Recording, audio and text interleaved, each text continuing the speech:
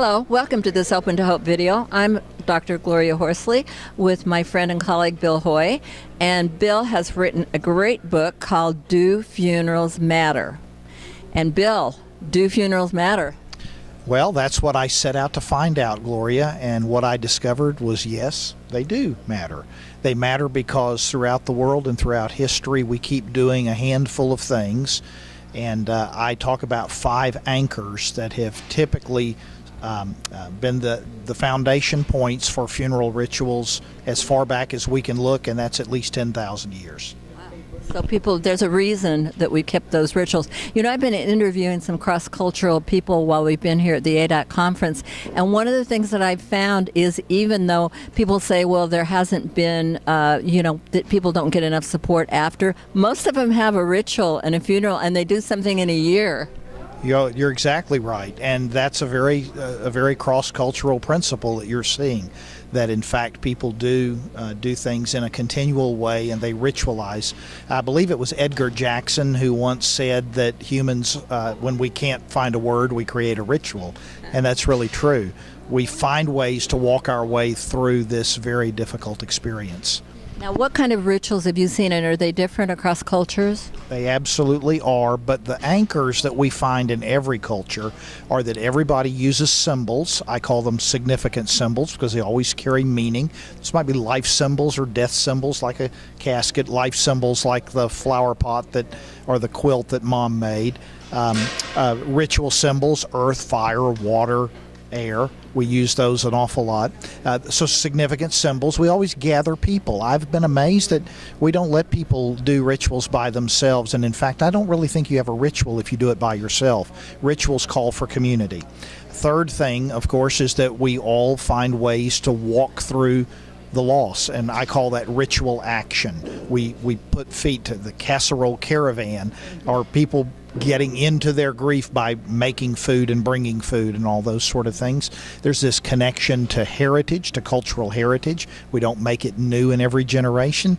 And then probably the one that is most often overlooked in my community, in Anglo-American upper middle class society, is the presence of the body. And that's something that until about 1955 we never saw anybody use as an optional thing. But now, of course, in the United States and Canada, that's somewhat seen as optional for the body to be present for the ritual, except in most of these communities coming to the U.S. What is happening? Are you concerned about the idea that some people now, kids don't want to see? I mean, I'm seeing more of my family members where the people don't want to see the body anymore. I love what Stephen Covey used to say, and that is that we seek first to understand and then to be understood. So when somebody tells me in a counseling appointment, or of course I teach pre-med students, they're 21, 22, 23 years old, so they have everything figured out typically. And I like to ask them, so tell me what it is that concerns you about seeing the body. And what I typically hear people say is, well, I want people to remember me like I was. Well, the problem is you're not like you were. You're dead now, and you've never been that way before.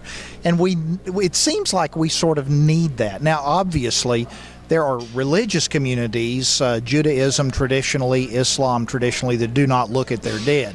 And that's understandable, but they have elaborate rituals to take the place of that. I think what we've tried to do as white Americans is we've tried to say, well, we don't want that, and we don't want that, and we don't want that, but we haven't replaced it with anything either. You know, when my brother-in-law died, my sister-in-law didn't feel that she could show the body because her kids didn't want her to. Well, and that certainly is a point, and I simply tell families, you do what you need to do, but remember there's a whole community of people, and they maybe have not had the opportunity to say goodbye to Dad. So if you don't need to be at the casket yourself, then fine, stay away from it. Stand in the back of the room. Meet people over on the side. Stand next to the picture boards or by the memorabilia table or somewhere else, but don't deprive everybody else of that opportunity if that's culturally appropriate. I really think the best time for these conversations to occur is long before there's a death. So just like we want people to think about organ donation and wills and things like that before there's a crisis, I want folks thinking about not just what I want. That's a very American way to do it. I want what I want. But to think about what does my family and my community need. How about my golf buddies? My friends at the synagogue or the church, what are they going to need? What kinds of rituals will support them because they grieve too? Well, tell me where we can get your book, Do Funerals Matter? So Do Funerals Matter was published by Routledge in 2013. It's available on Amazon and I am sure in most major bookstores since that's a major academic publisher. I tried to steer a narrow course and not get too academic, not too theoretical in it. Lots of good stories, I think, some out of my own practice where I had permission to tell, and some, of course, that I've learned from other families along the way. Thanks, Gloria. Have a great day. Thanks for watching this video. I'm Dr. Gloria Horsley with the Open to Hope Foundation, and we want to remind you, if you've lost hope, please lean on ours until you find your own, and God bless.